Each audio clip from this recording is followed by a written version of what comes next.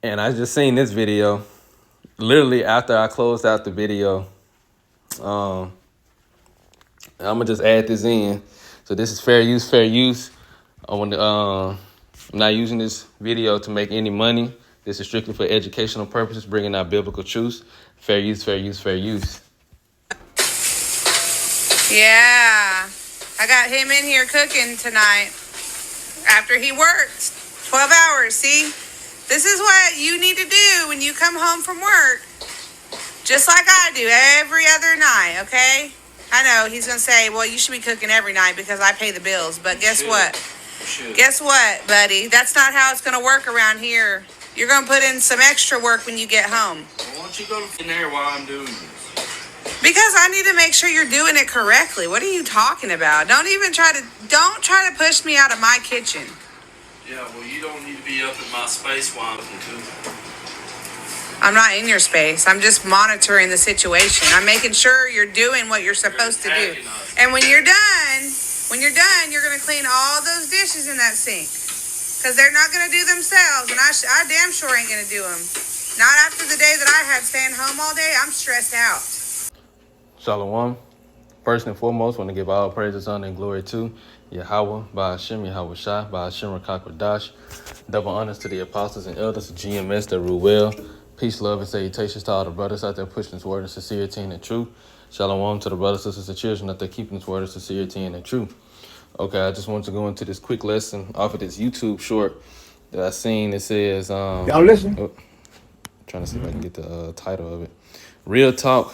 100% looks fade, but a good mother lasts generations. Choose wisely. Life advice, wisdom, and this is made by AI. So all of this is AI, even though it looks extremely real. But the message behind it is extremely important. And this is a lesson for both men and women, brothers and sisters alike, But I'm going to play it, and I'm going to get a couple scriptures, and Lord will is edifying. Fair use, fair use, fair use. I'm not using your content to make any money. This is strictly for educational purposes, bringing out biblical truths. So fair use. Y'all listen? Mm-hmm. Let me tell you something I wish somebody told me earlier. Finding a good mother for your kids is more important than finding a good-looking woman for yourself. Beauty fade. But how she raise them babies? That lasts forever. I hear you, OG. Mm-hmm. Y'all listen? Mm-hmm. Let me tell you something I wish somebody told me earlier. Finding a good mother for your kids is more important than finding a good-looking woman for yourself. Beauty fade. But how she raise them babies? That lasts forever. I hear you, OG. Mm-hmm. Y'all listen? Mm-hmm. Let me tell you something I wish somebody told me earlier. Finding a good mother for your kids is more important than finding a good-looking woman for yourself. Beauty fade. But how she raise them babies? That lasts forever. I hear you, OG. Mm-hmm. Y'all listen? And that's... that's extremely profound. That's got a lot of wisdom in it. This is Proverbs 31:10 in the AMP.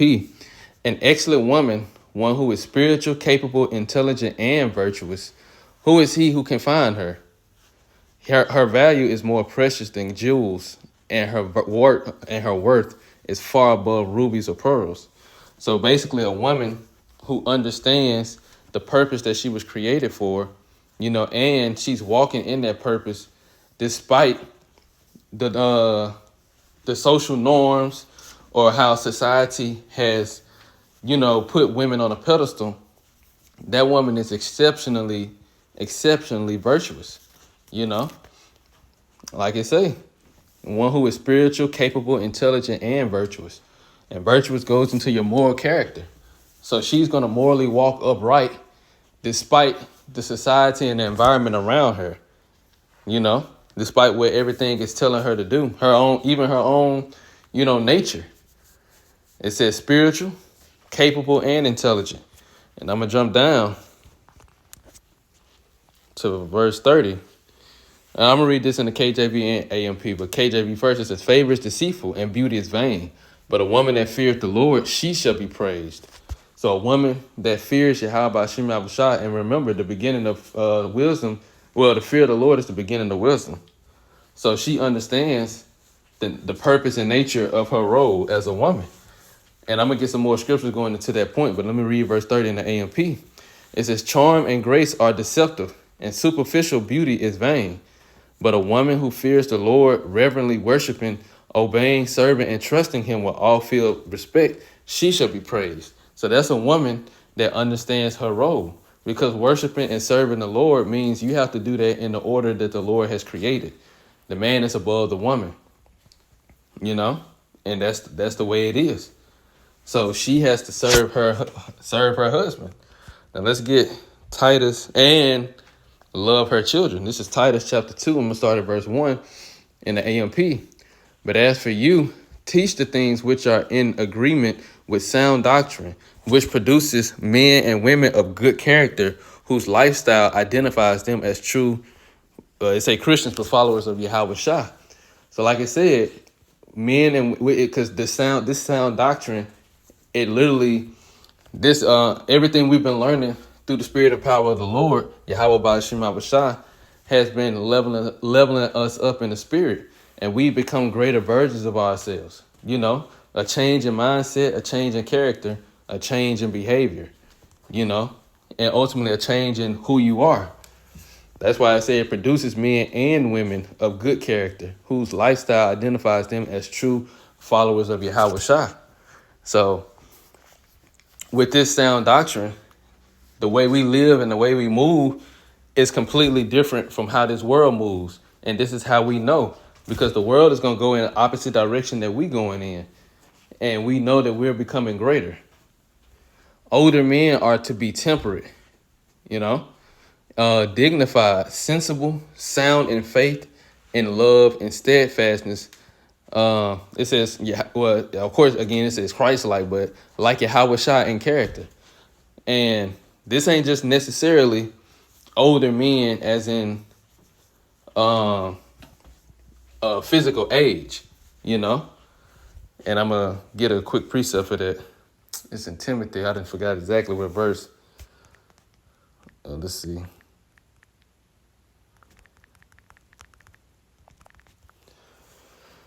This is 1 Timothy 4:12. Let no man despise thy youth, but be thou an example of the believers in word and I'm going to get the whole script. In word and conversation, in charity, in spirit, in faith, and purity. And I'm reading the AMP. Let no man look down on you because of your youth, but be an example and set a pattern for the believers in speech, in conduct, in love, in faith, and in moral purity. So there you go right there. It's telling you it ain't necessarily just because you're an older man in physical age, because we all come into this truth at different walks of life. Some young, some older, you know. But through the spirit, that's the real age. Let me get a quick precept too.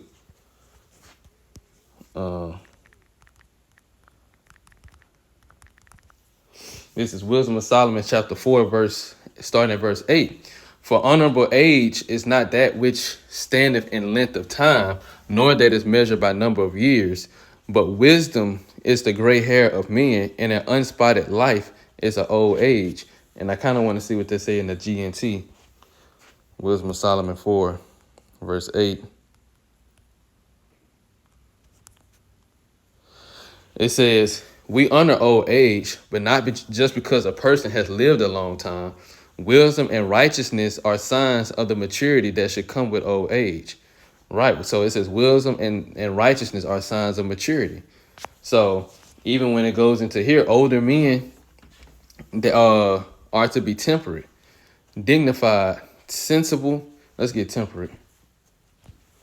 Temperate goes into mild self-restraint, gentle self-restraint, self-control, that be disciplined, you know, to be disciplined and balanced and sober-minded, you know, focused. So it says that older men are to be temperate, dignified. Let's get dignified. We'll just get all of them. Having or showing a composed or serious manner that is worthy of respect, you know, to make something seem worthy or impressive, and to give an impressive name to someone or something that's one considers worthless, you know. So it says to be worthy, meaning how you walk, distinguished, you know, noble. See? So You are to be self-controlled or have, be disciplined, to walk dignified, as in to be serious about this, serious-minded, worthy of respect, sensible,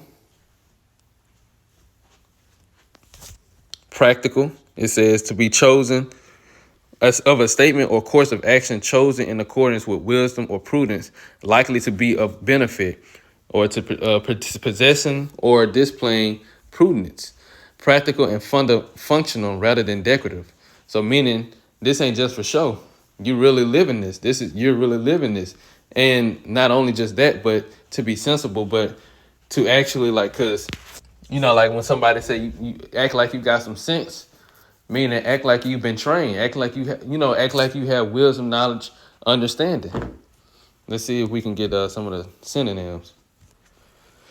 Full of common sense, see? Responsible, realistic, logical, balanced. There it is again. To be wise, prudent, and mature.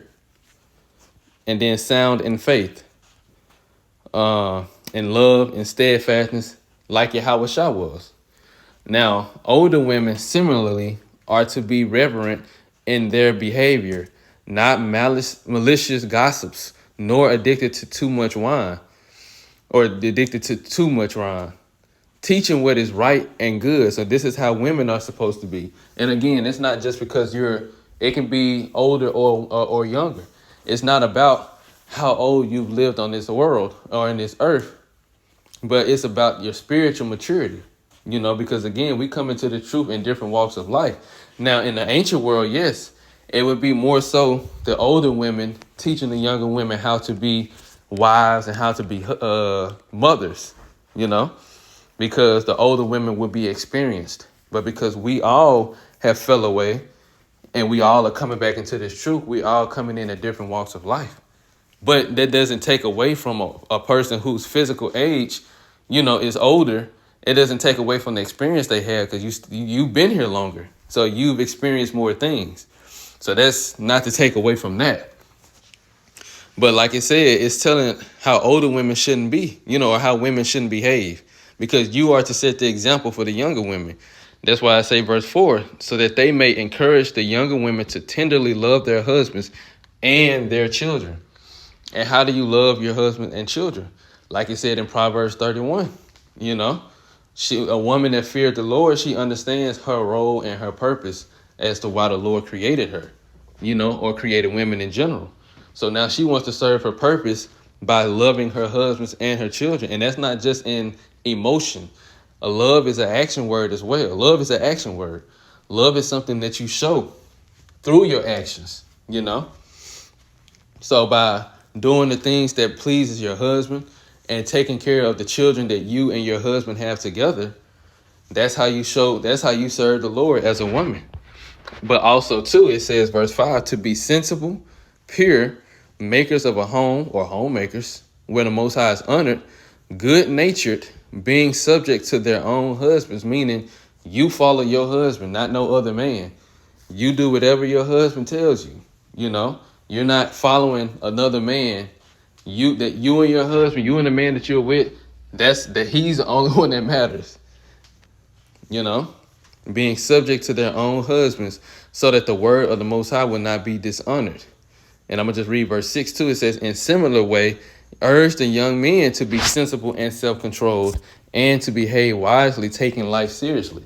So, because of course, being young, coming into this truth, we have to, being young is a whole different field than being older, because usually when people get older, they don't want to do the things that they were doing when they was young anymore. They grew out of that.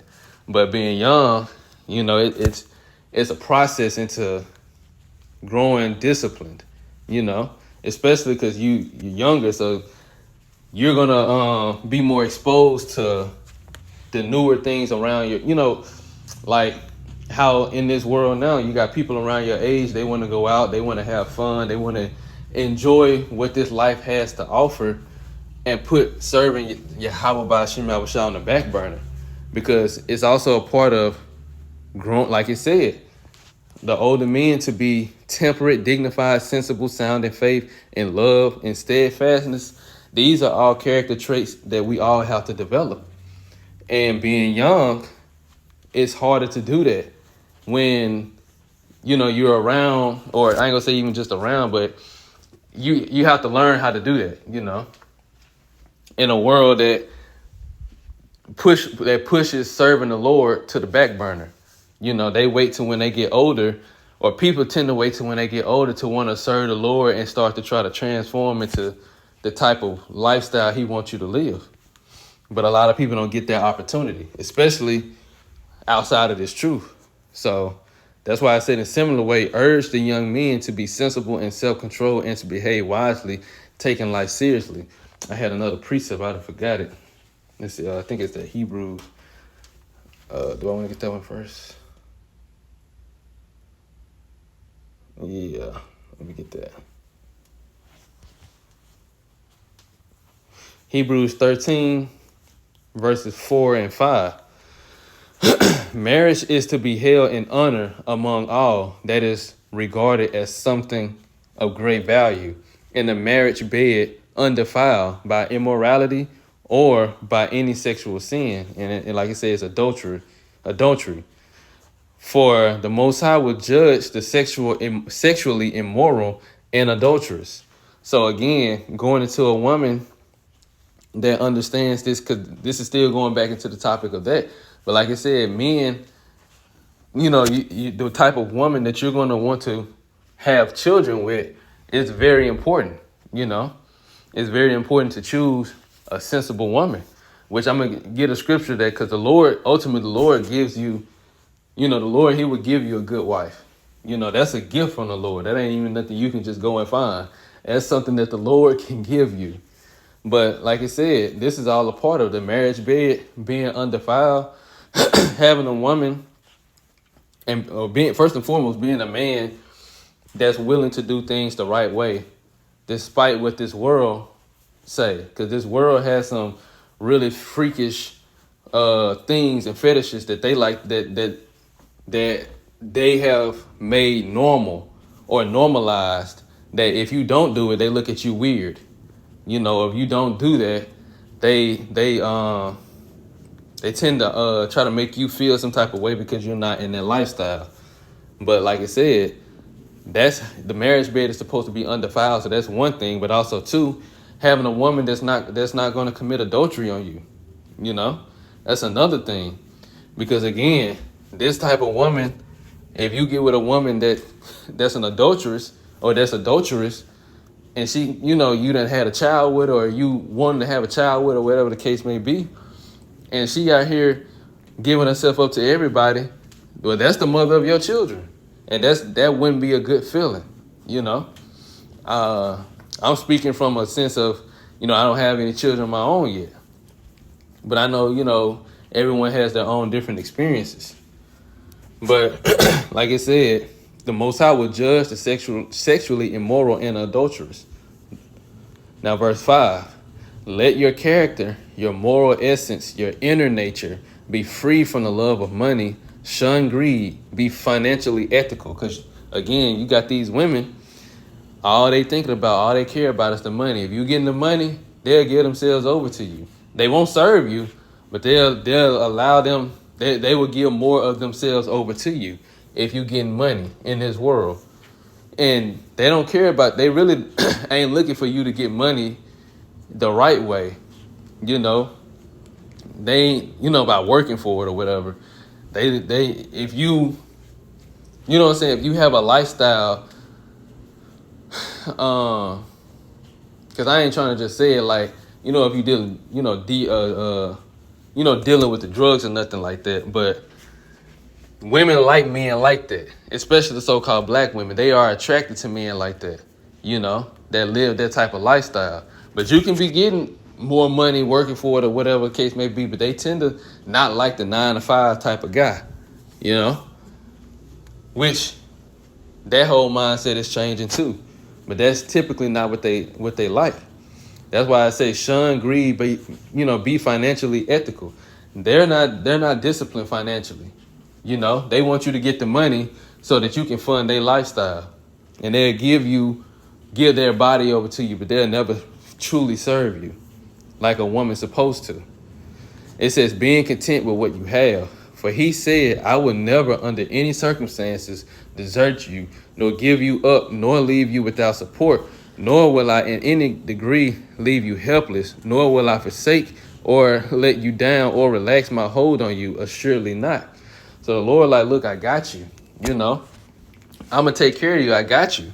But you have to be the type of person that I would want to do this for. That's why I said, let your character, your inner moral, your moral essence, your inner nature be free from the love of money. Because want the desire for money and wanting to be financially good at the cost of your integrity and your moral character will ultimately destroy you. And the Lord is not close to anybody like that.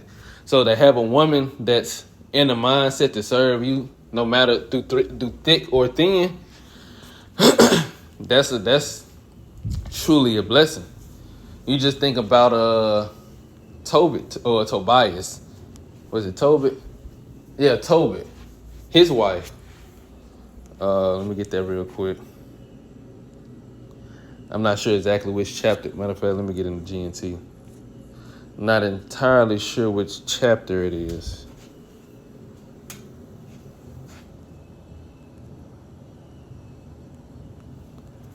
Let's see.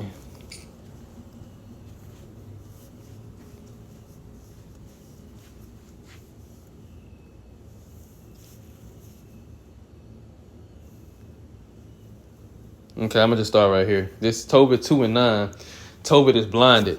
Then that night I washed so as to purify myself and went out into my courtyard to sleep by the wall. It was a hot night, and I did not pull the cover up over my head. This is the GNT. Sparrows were on the wall right above me, but I did not know it. Their warm droppings fell into my eyes, causing a white film to form on them. I went to one doctor after another, but the more they treated me with their medicines, the worse my eyes became until I was completely blind. For 4 years, I could see nothing.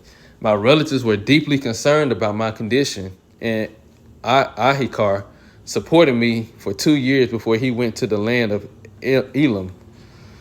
After Ahikar, I can't pronounce it, left, my wife Anna had to go to work so she could take up weaving like many other women. The people she worked for would pay her when she delivered the cloth. One spring day, she cut a finished piece of cloth from the loom and took it to the people who had ordered it. They paid her the full price and also gave her a goat. When Anna came home with the goat, it began to bleat. I called out, where did that goat come from? You stole it, didn't you? Take it back to its owners. It's not right to eat stolen food. No, she replied. It was a gift. It was given to me as a gift in addition to what I got for the cloth. But I didn't believe her, and I blushed for shame for what she had done. I ordered her to return the goat to its owners, but she had the last word. Now I see what you are really like, she shouted. Where is all that concern of yours for others? What about all those good deeds you used to do? And then I'm going to just read verse 1. I was so embarrassed and ashamed that I sighed and began to cry. Then as I choked back my tears, I prayed. So this is when Tobit had prayed, to the Lord about his condition and everything. But the point of me getting this was that his wife, Anna, like it said, she went to go work. Like it said, verse 11. Anna had to go to work, so she took up weaving like many other women to support the family because he was completely blind, So it got to the point to where he needed help trying to do everything. He couldn't see, so he couldn't support his family. But the Lord set the situation up so that his son Tobias could go get the money with the angel, and ultimately so he can go marry Sarah, go marry Sarah, and that joined the family. So the Lord was looking out for Tobit and Tobias and put the family, set them up in a better situation because of how, righteous Tobias was. Well, Tobit was, But the point, like I said, was a lot of these women, if you get into a situation down bad, eventually they're going to leave you. They're not going to be willing to stick with you through thick and thin. That's why the divorce rate is so high. These women don't have the mindset to truly serve you and be with you on this side. So going back to even this, verse 5, Hebrews 13 and 5 in the AMP, let your character, your moral essence, your inner nature be free from the love of money. These women don't even care if you have children together. They will leave you and those children, or they will leave you and take the children, take your children away from you. Be financially ethical, or they'll leave you, take the children, put you on child support. Being content with what you have. For he said, I would never under any circumstances desert you, nor give you up, nor leave you without support, nor will I in any degree leave you helpless, nor will I forsake or let you down or relax my hold on you, assuredly not. So when Tobit started to get weak, that's why he went and prayed to the Lord, you know. He didn't believe that his wife, you know, that the Lord blessed him to have a goat, you know, to help them out in their situation until the Lord ultimately did what he wanted to do. So now I'm gonna get one more. Did I get everything I wanted? I can't even remember if I had the scripture right there or not. But this is Proverbs 19 and verse 14. AMP. House and wealth are from the inheritance are the inheritance from fathers, but a wise, understanding, and sensible wife is a gift and blessing from the Lord. So again, going back to Proverbs 31, that virtuous woman, who can find her? It's a gift from Yahweh Ba'ashem Avashai, given to those who fear him. You know, I'm gonna end it on that scripture, but that's a blessing. You know, like it says, a gift and a blessing. You just imagine having a woman that's willing to serve you, that wants to have your children, and wants to raise their children together as a family, and follow you. You know, and be peaceful. You know, not trying to be contentious or nothing like that. But she's actually at peace with you. She can be a pillar of rest for you. You know, that's a blessing. I'm gonna read it again. House and wealth are the inheritance from fathers, but a wise, understanding, and sensible wife is a gift and blessing from the Lord.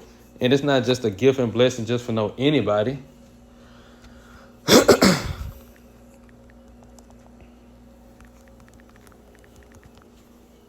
This is Sirach chapter 26 and 23. A wicked woman is given as a portion to a wicked man, but a godly woman is given to him that feareth the Lord. So that type of woman is only going to be given, that woman that's a gift and a blessing is only going to be given to a man that fears the Lord. Let me get Sirach 23 and 26 in the AMP. I'm end it on this.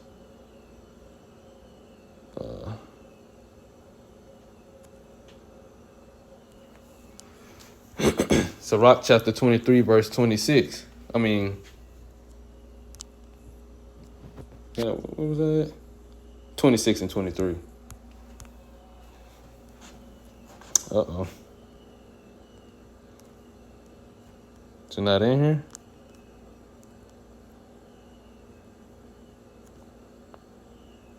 Okay. Let's just look it up.